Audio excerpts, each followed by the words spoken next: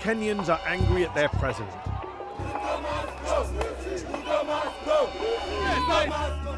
Last year, thousands of young Kenyans hit the streets in protest at the rising cost of living and a controversial finance bill put forward by President William Ruto. The government's response? A violent crackdown that left dozens dead and sent shockwaves throughout the country. And while the president ultimately backtracked and withdrew the bill, I have this to say to Kenyans. I have heard you, and I have heard you clearly. many claim that his government continues to stifle dissent and is behind a spate of abductions that have targeted Ruto's critics. My guest tonight is Kimani Ichung'wah, Majority Leader of the Kenyan National Assembly. He's been in Parliament for more than a decade, is a close ally of President Ruto, and has been a staunch defender of the president's policies. I'm Mehdi Hasan, and tonight I'll go head-to-head with Kimani Ichung'wah. I'll challenge him on his government's brutal crackdown on protesters, on rampant corruption, and on whether President Ruto is really the leader Kenyans want. I'll also be joined by three experts: Owino Okech, Professor of Feminist and Security Studies at University of London SOAS, Irungu Houghton, Executive Director of Amnesty International Kenya, and Moses Langat, Kenyan community leader in the diaspora based in the UK.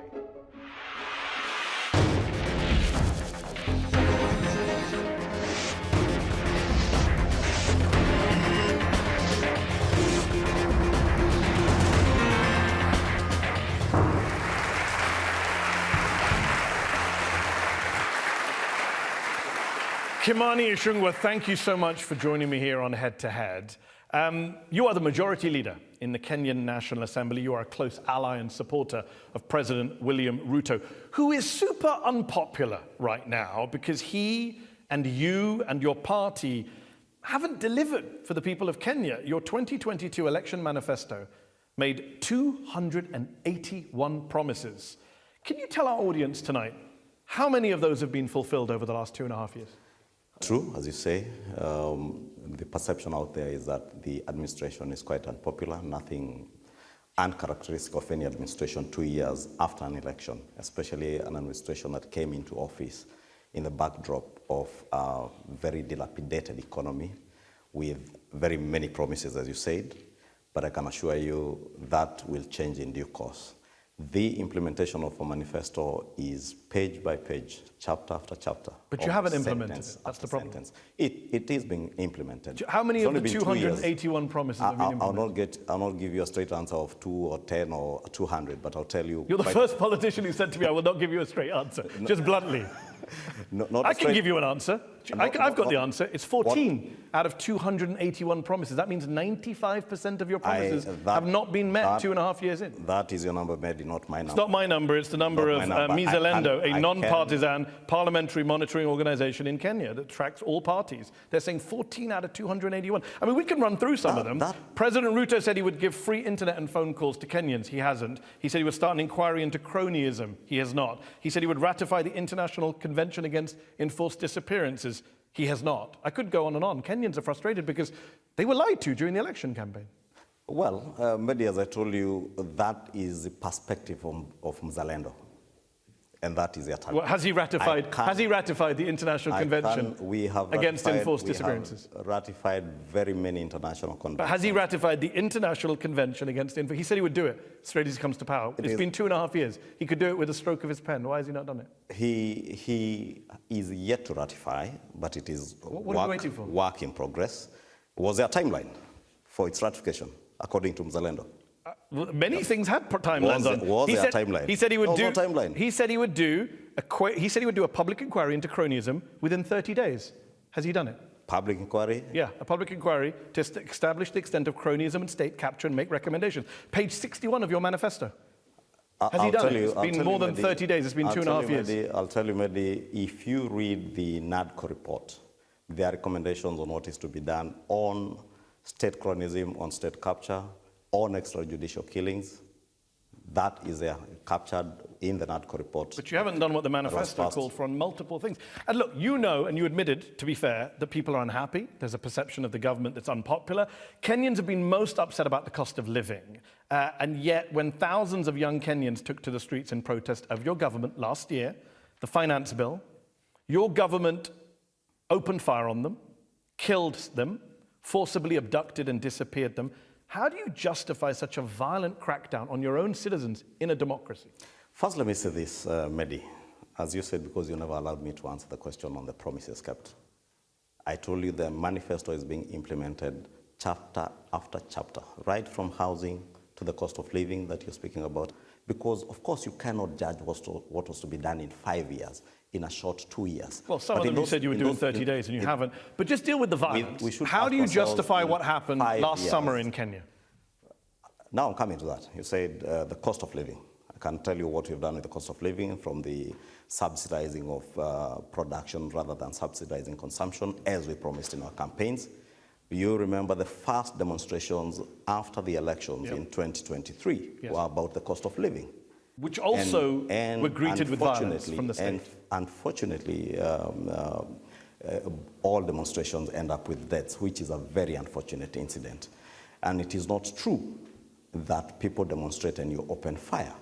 It is just the nature of what happens with our demonstrations, that they turn violent, and the police have to intervene. And let me say that at this point, it's not just unfortunate. We all regret the loss of life during the 2022 demonstrations and even the demonstrations of June last year. Unfortunate that lives had to be lost, but it was not that fire was opened on young. Yeah, the way you talk, lives had to be lost. No, lives were taken. Right? People were shot in the head. No life ought to have been lost, and nobody can justify the loss of life anywhere in the world out of demonstrations According to a Reuters investigation, 19-year-old Charles Owino went to a protest, was killed with a gunshot to the head. The police recorded his death as a road accident. 21-year-old Shaquille Obienge, he died the same day as Owino, also shot in the neck. Police recorded his death as a road accident. If these deaths are so regrettable, why is the Kenyan police covering them up? Fortunately, Mehdi, we have a very robust constitution in the country, the best constitution in sub-Saharan Africa. This constitution has very good and clear safeguards that make sure that everybody is held to account for your actions, including the police. You've mentioned 2 or 3 people.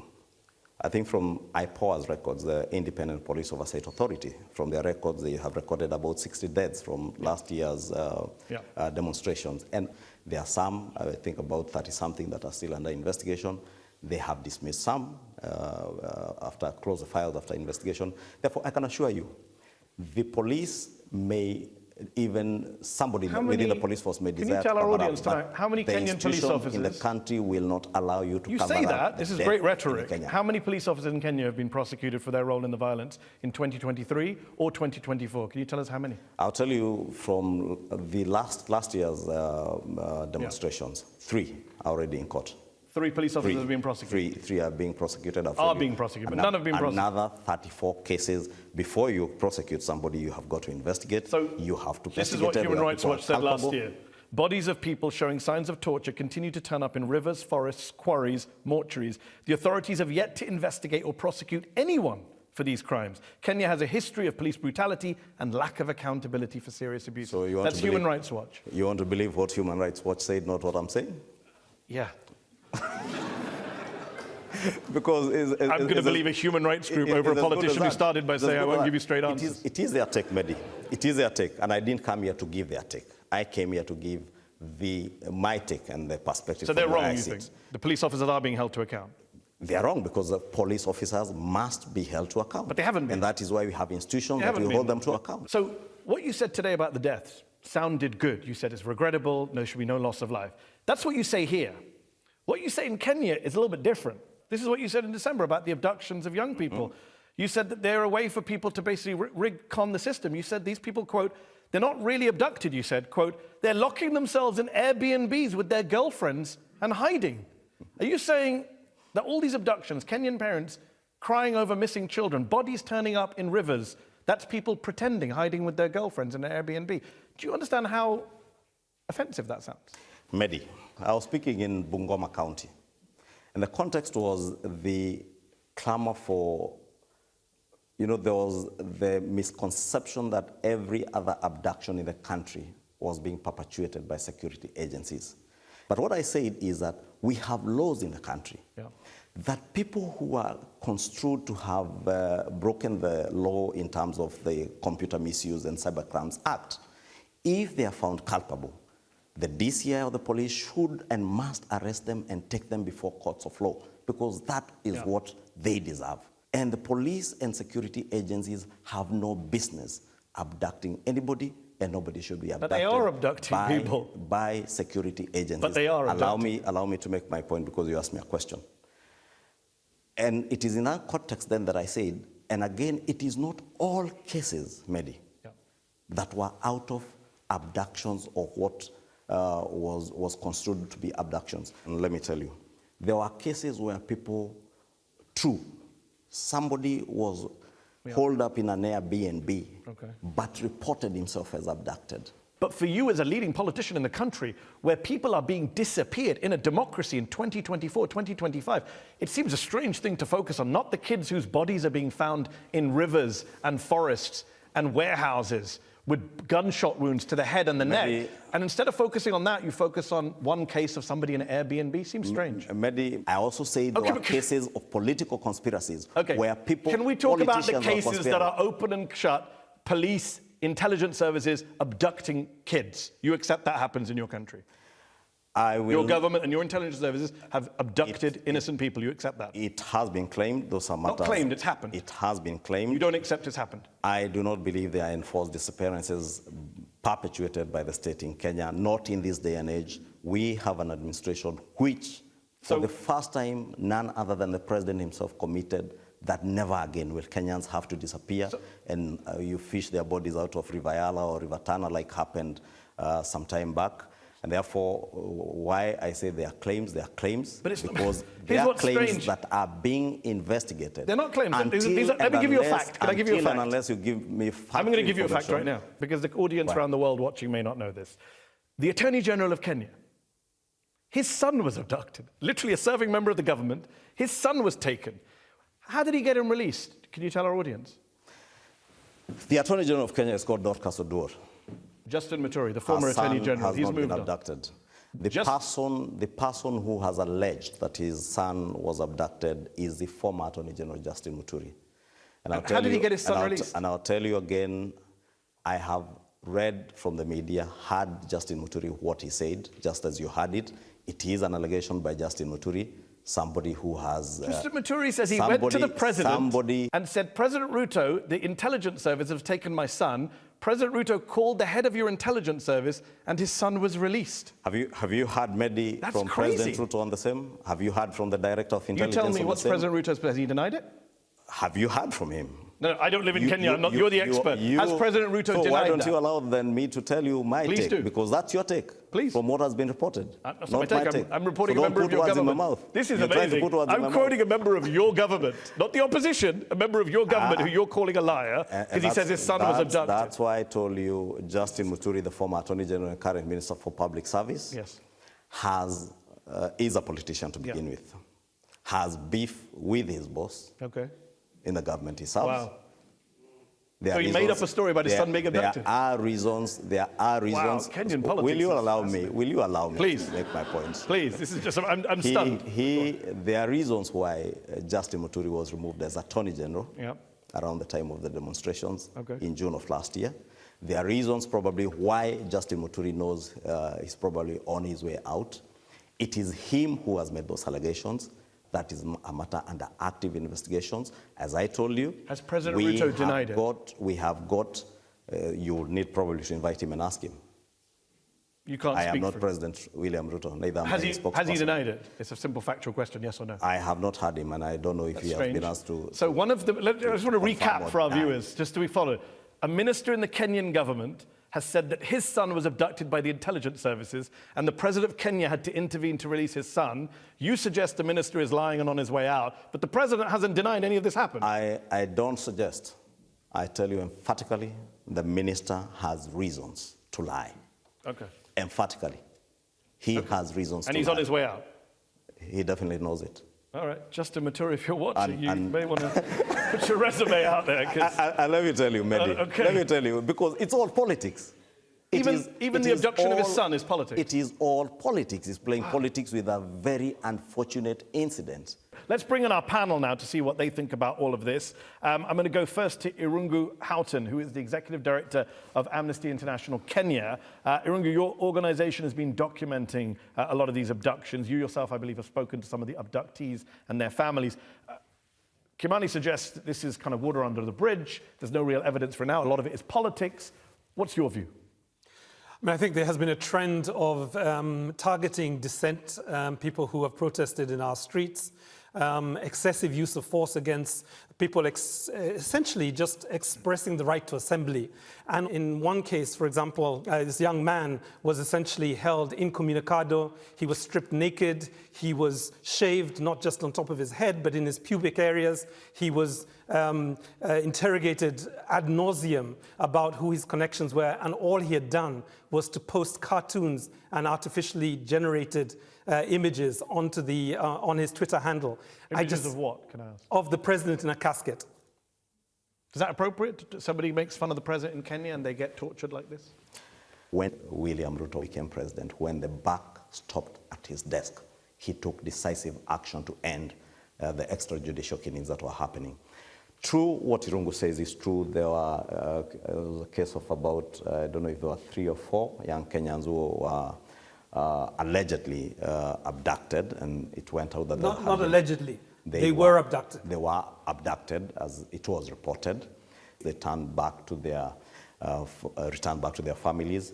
There was one case where one of them turned back, appeared in a disco at night with a fully charged phone. So you need to ask yourself where I don't understand what held. the battery power of phones has to do with torture and human rights in Kenya. If I am abducted and kept incommunicado without a phone or anything, I do not expect you to have a fully charged phone and to reappear after 2 weeks. Do you deny they were tortured? I mean, Ichung'wah just described horrific torture. I am not denying anything if you listen to me, and please listen to me keenly, because as I said, Mehdi, there are cases of abductions. As to who is abducting people is a question. They say the police. Am I wrong, Ichung'wah? They're saying security services. They say so. The police say it is not us. So what do we do in a country with institutions that work? Allow the investigative agencies and institutions to investigate and get to check who has abducted who. So on that note, I just want to bring in some more panelists. It's a good point to raise there. Awino Okech is a professor of feminist and security studies at the University of London, SOAS. Kimani says, what do you do in a country where the institutions work? And I want to ask you, do the institutions work in Kenya? Is there accountability? What is your perspective? I think we must begin by recognizing, Mr. Ichung'wah, that there's a huge trust deficit with the Ruto regime. You earlier on spoke about the fact that you're 2 years into a 5-year term. We're all employees. Some of us are employees. Your employer does not wait for you to reach your end of contract to tell you, have you performed well or not? We all have performance reviews and performance contracts. And I think the citizens who voted for you are saying things are not working. I do not believe that institutions are working effectively, because if I tell you that people are being abducted outside your house and you say it's not my people, then your answer should be to tell us who those are. You're not giving Kenyans any confidence if you say it's not the police, it's not the NIS, but somehow we don't know who they are. And we're supposed to automatically assume that that's fine since it's not the police and National Intelligence Service. Trust must be rebuilt, Mr. Ichung'wah, if we are to trust the Ruto government. Do you want to respond to Awino? Yes, and I agree with her that trust must be earned, not actually rebuilt. You earn your trust from your actions, and that is why it is only right that we allow the institutions to investigate so that those who claim they have been abducted, because as I said, there are criminal elements that have been involved. And I remember last year, at the heat of the youth demonstrations in June last year, I think around July or August, if I'm not wrong, bodies were discovered in a place called Kware in Embakasi, just outside the airport in Nairobi. And it turned out that somebody, some sort of crazy serial killer, was killing ladies and dumping their bodies there. Therefore, you can imagine what would have happened if we were all quick to judge and say, yes, these are protesters, young protesters, in the backdrop of what was happening then, who have disappeared and now their bodies are dumped there. Before I go to our third panelist who's been waiting patiently, just Ichung'wah, very quickly, just comparing, Kimani seems to be suggesting that pre-2022, there was lots of bad stuff, and since then things have improved. As someone who's covered multiple governments over multiple years, do you agree with that? No. I mean, I think what has happened in the last 6 months has been really remarkable and very scary for many Kenyans. 89 abductions, 63 deaths, 29 still missing. These are not normal times. I mean, if you put together the number of people who were killed in 2023 and 2024, that is 4 times the number that were killed during the multi-partyism period and the struggle for multi-partyism. So we've seen a real jump in these figures. But it's not just the figures, it's just what happens to a family, to a community whose young one has had their life ripped from them. So I think we have to get beyond the numbers to just think about what does it mean for the people that you mentioned that are finding their way in body bags in mortuaries in Kenya. It has to stop. Moses Langat, I want to bring in. You are a community leader, Kenyan community leader in the diaspora. I believe you're also one of the authors of the party manifesto in 2022. So I do want to ask you the same question I asked Kimani at the start. What do you make of this study that was done by a non-partisan group, which shows 14 promises out of 281 in the manifesto have been fulfilled? Do you think that's what's driving a lot of Kenyan frustration? Mehdi, first and foremost, we need to understand that the president has decided to be a leader, not to be a politician. I want to say that regarding the youth protests, they started a conversation with the president. He listened to them. The youth said they wanted part of the finance bill to be altered. The president listened to them. They had conversation. In fact, members of the parliament went back. They redrafted the finance bill. There were no shootings while they were asking for the changes. Trouble only started when we started having people going in to interfere. We had politicians going in. The youngsters, whom we appreciate, form over 75% of Kenya's population. About 12% of them are unemployed. Protests were politically motivated, not driven by organic anger from young people? The young people were angry. These are well-educated people. They have nothing to do. These are the messes that the current government inherited. And through the bottom-up economic transformation agenda, which the president always talks about, and he prioritized 5 areas, is to create jobs for these people, to create things to do. You keep saying inherited. Isn't President Ruto, wasn't he a long-standing senior member of the previous government? Well, how do you inherit something you were in? Mehdi. Listen, Mehdi. What am I missing? Mehdi, let me just explain, because post-2017, William Ruto was deputy president just by name. Okay. That's a fact of life. Fine. And therefore, when the Fair panelist speaks about inheritance, he knows. I do want to talk more about President Ruto. We're going to do that in the second half of this show. Right now, we're going to take a break. When we come back in part 2, we'll carry on talking to Kimani Ichung'wah and to our panel. We're going to hear from our very patient audience here in London's Conway Hall. See you after the break.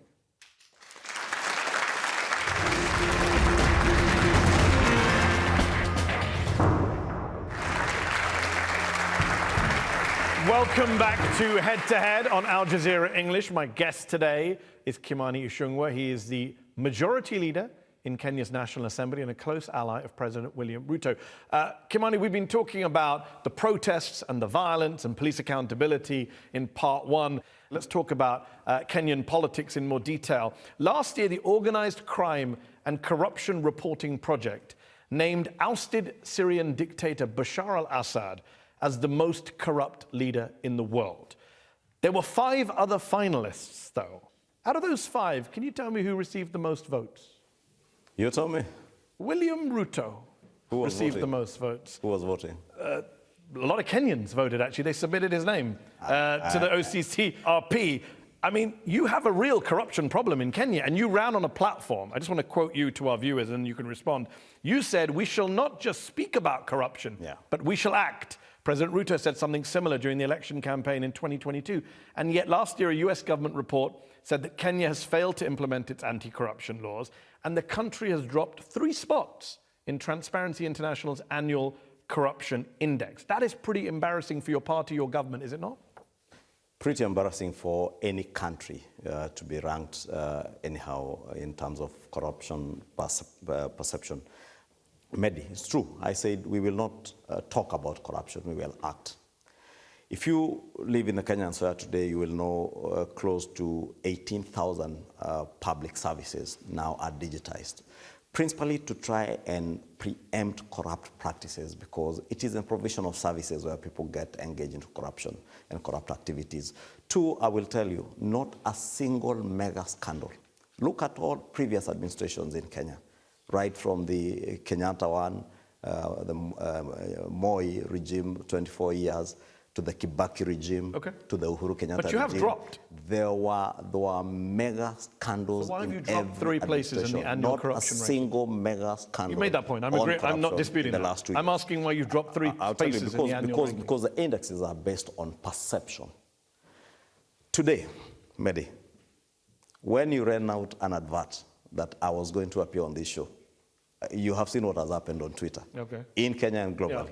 Yeah. Obviously, every politician has their critic. Even on the Al Jazeera page. Because Kenyans are like that. Kenyans are very participatory and active. And therefore, so your country just looks corrupt because Kenyans are very vocal. Is that what you're saying? Ask Kenyans, if you announce today that you're doing a corruption perception here today, and ask them, is Kimani Ichung'wah corrupt? They will all storm your pages and perceive me to be corrupt. We'll come back to you in a moment. Ask them to give you evidence of a single corruption case. So hold on. Against Kimani Ichung'wah, they will not. The same for William Ruto. They will not give you a single scandal of corruption under this administration. You say it's Kenyan perception. But it's not just Kenyan perception. I quote, here's the perception driven by an active citizen. No, if you let me finish a sentence, I'll tell you, US trade representative in 2024, the US government, ally of Kenya, said US firms routinely report direct requests for bribes from all levels of the Kenyan government. And are they just passionate? You will remember when that was said, action was taken. We did not just talk about it. So you just ended bribery from all levels of the Kenyan government. And very senior officers of the Ministry of Trade lost their jobs. Let me ask you about President Ruto. You mentioned President Ruto. He positions himself as an outsider. I think he likes to call himself a hustler, a man who's separate to the Kenyan political elites, the political dynasties, the Kenyattas, the Odingas. But is he that different, Kimani? Because he's been in politics for nearly 30 years, longer than even President Kenyatta. He's amassed a lot of wealth during his time in politics. I believe he owns luxury hotels, a 2,500-acre farm, a poultry plant. He's invested in hotels. Isn't that part of why Kenyans are so frustrated with their government? They see these rich elites in charge, making money while they suffer. Well, he was seen as an outsider in the sense that he came from a family that was relatively unknown. Nobody knew who his father was. Nobody knew who his mother was. Unlike those he was competing with who came from families that were political families, well-known, wealthy backgrounds, and he came as a hustler, someone who had hustled his way from the bottom up, and that's why he sold himself, and he's seen as an outsider in terms of where he's coming from. I think Kenyans are fine with him hustling himself into the... It doesn't mean, Mehdi, that if I was born into a family of poverty, I should live and die in poverty. I also wasn't born in a very affluent family, but I'm working very hard, and I work very hard every day. The day I make it, I fake it till I make it, and the day I make it... Are you talking about yourself? Are you going to say I'm also corrupt? Hold on, are you saying yourself? You're talking about yourself for a moment. Yeah, I also... Recently, an MP from your party joked that you were worth 5 billion shillings, or $38 million. Is that correct? Joked, and not from my party. It's actually from the other party. So can you clarify then, what is your net worth? Well, not 5 billion, definitely. For 1 billion? Probably about close to 1 billion. And that's fine, because a lot of people, as you know better than me, you're the majority leader of the Kenyan National Assembly, that Kenyan MPs are among the highest paid in the world in relative terms. People are very upset seeing a lot of MPs flaunting their wealth. They're doing TikToks, they're doing Twitter videos showing their luxury cars, and Kenyans are furious. You know this on social media. They're upset because the MPs are flaunting their wealth. Again, Mehdi, it matters person to person. I have never had to flaunt anything because I have nothing to But flaunt. people in your party have, obviously. But not just in my party. I know, but you're the majority leader, so I'm asking you, how do you feel about that? It's rather unfortunate nobody should do that, and I think a number of those who have done that, by the way, have regretted what they had to show the public. But the flaunting's only secondary. What about the wealth itself? Why do you have so many wealthy Kenyan MPs? Well, that's a question I cannot be able to answer. If you ask me about my wealth, I'll tell you, and my wealth is largely not from my salary. And anything and You're worth everything. about $7 million, you said. $7 million. You said about a billion shillings. Just about $1 billion shillings. And when you look at the average salary of a Kenyan, and they look at a Kenyan MP who gets 32 times the average salary, that is a perception. Furious. That is a perception, Mehdi, I'm telling you. Don't look at what someone is earning today vis-a-vis. I wasn't born an MP. I just arrived in the public scene having had another life.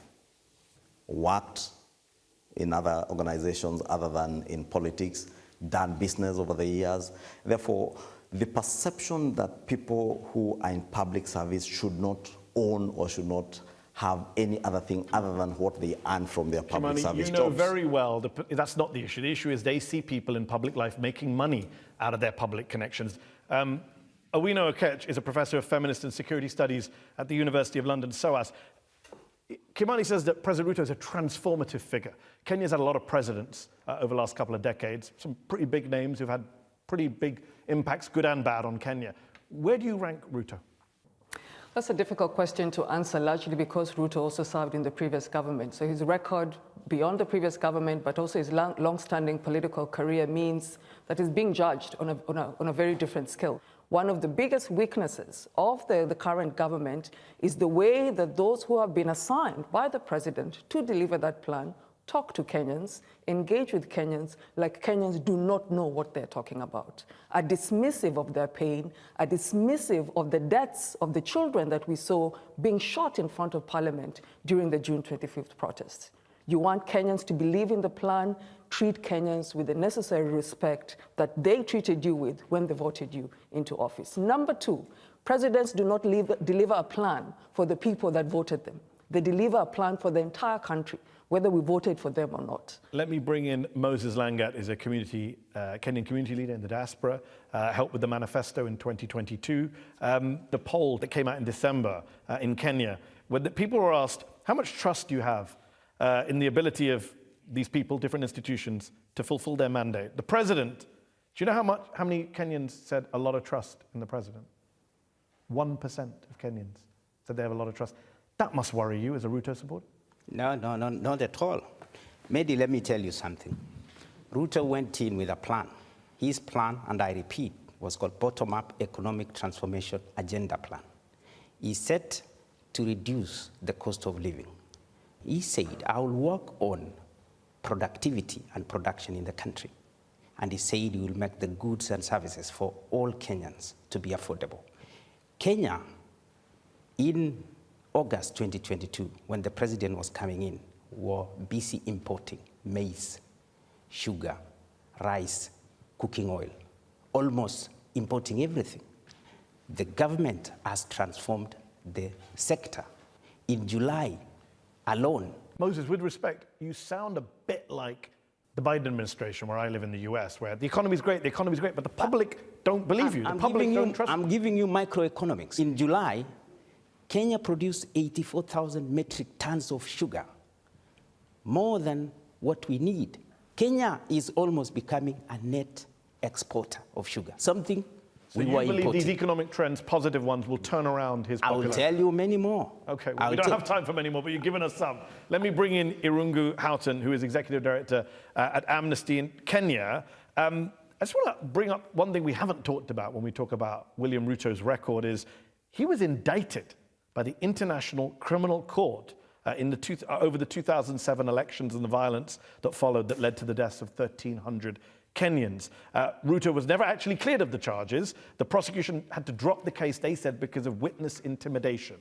The ICC prosecutor called it a dark day for international criminal justice the day she was forced to drop charges against Ruto and others. Given that background, are you surprised at all that there's been so much violence in Kenya recently? I think it's important to give that history, but I think more importantly is really to look at what's happened over the last 2 years. And there are growing calls for international mechanisms to be invoked. And Article 15 of the International Criminals Act. As Amnesty International, we have essentially focused on trying to build domestic accountability in the Kenyan courts, but increasingly finding that that is being stopped either by the constant call for deferrals, for plea taking, and the delayed justice for so many people that have suffered at the hands of police officers is leading a lot of people to begin to get weary and to think about regional mechanisms and international mechanisms. And I think it's really important, particularly for Honorable Kimani Ichung'wah and the members of parliament, to recognize that if we cannot get justice in the courts of Kenya, then it is inevitable that people will start to look back at the International Criminal Court. I don't know what you have to say to that, Honorable Ichung'wah. Is it inevitable that you end up back at the ICC if Kenyan justice is not working? I mean, you have a president who was indicted not long ago. Are you worried that he might end up back at the International Criminal Court? Mehdi, let me say I agree with Rungu first that we must build our own institutions and make them work. After the 2024 demonstrations and the infiltration by treasonous criminals of those demonstrations, investigators did their work and they were able to identify particular political actors who mobilized the criminals to come and visit the wanton destruction that you saw around the city. When the particular politicians were arrested and were to be charged to court, they ran to court and get injunctive or conservatory orders against their prosecution, and those are the frustrations that you hear Irogo speak about. Therefore, we must relook at ourselves inwards, right from the judiciary and all other arms of government, to make sure that each and every arm of government works the way it's supposed to work. But are you worried that if they don't work, the ICC could be back for your president? We have no choice but to make them work, Mehdi. That is why I took time to travel all the way from Nairobi to come and have this conversation with you here, head to head. Okay, let's go to our audience who've been waiting very patiently. I'll take a question from the, yes, lady here in the last, yes, on the edge, yes. On a recent visit to Kenya just last month, I witnessed low-level corruption happening right in front of my eyes. It's something that's not going away. If anything, it seems to be rampant. What, if anything, can the Kenyan government do to actually crack down on this? Because it's, at the end of the day, working people who feel it the most. Do you mind me asking just an example of what kind of corruption you saw? Well, on a traffic, when you're in the cars and you're driving, this was particularly in Nairobi, there's certain officers, traffic officers, I think, I don't know their exact name, but they commonly take bribes. And my uncle that was driving was just saying that this happens all the time. First, I hope your uncle did not pay the bribe. But to clarify, he didn't. On a serious note. On a serious note, yeah, I asked Raila Odinga this question. I'll ask you, have you had to pay a bribe for anything in Kenya? I have never paid for a bribe. In your entire life, you've never paid a bribe for anything? In my entire life, I have never paid for a bribe. Sorry, I have never paid. Some of the Kenyans here are not believing you, but okay. Let me tell you, and just to answer, it takes two to tango. Yeah, it takes the bribe taker and the bribe giver. But the bribe giver is in a position of weakness sometimes. Exactly, because why are policemen collecting bribes on the road? Because you're on the wrong. Maybe you are speaking on your phone. No. That's not how it works, Kimani. You know very well people exploit their positions of power to force people into certain positions. I have been stopped by a policeman for speeding on the road. I have, unfortunately, I was only 19 or 20 years old. And I explained myself out of the situation. You never need to pay a bribe. But just to answer the good lady's question, in the last 2 years, we have digitized 18,000 government services. You will not digitize policemen manning the roads, but it is possible to have instant fines. And the Ministry of Public Transport and Infrastructure is working on a traffic system where people can pay instant fines so that you do not have to pay a bribe to get away, because it is the inconvenience that makes people pay bribes. Okay, let's get the lady there in the black top and the third row. Yes, you, if you want to stand up. Hi. Your party seems to be very concerned with the criticism on social media Why are you more sensitive to this than to the everyday troubles of the Kenyans, such as the rising cases of femicide, the abductions, corruptions? True, we are very concerned, and I said I'm actually the one who in this show spoke to the issue of femicide because it's a matter that was of great concern to Kenyans. I'll tell you from where I sit. I am less concerned with what people say online, on social media. I had that engagement with somebody yesterday who is in this audience. And I told him, I have been called William Ruto's wife because I work closely with him. And I take it in my stride. But I will have to do my work and do it to the best of my ability. That's my concern, and I believe everybody within the Kenya Kwanza administration is less bothered by what people say online. How can you say that when in the part one of this show... Insults. Hold on. Let me part finish. one of this show... Let me paraphrase Ichung'wah that. from Amnesty said a that. guy did an AI image of the president in a coffin was treated viciously, violently. That was not you having a thick skin. And maybe because you never allowed me to respond to that. Because, I did, but you can respond again if you want. Because it's true what Ichung'wah was saying and about the gentleman who had his hair shaved. And I said, because we are a nation that wants to trust in institutions. We want to trust and believe that the investigative agencies that are investigating all those cases where people have claimed to have been abducted and things done to them that are unpalatable, that we get to the root cause of it so that you know who is it that was abducting these people. I told you there are three elements. It's a very simple issue. Ichung'wah cited a case of a young man who did an image mocking the president and he was tortured for it. That does not speak well to the thick-skinnedness of your government. So the question is, who tortured him?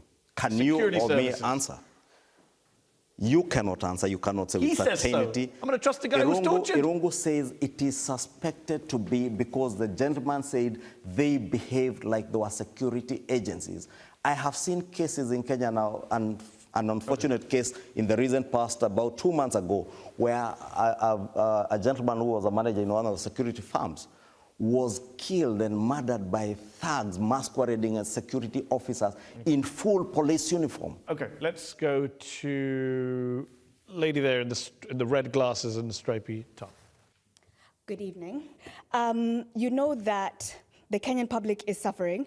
So why are politicians flaunting their wealth, as has been asked earlier, and the wasteful use of public resources like helicopters to go to a latrine or a weird bridge opening, when the president claims that we are having austerity measures? By the way, very nice red bottom shoes.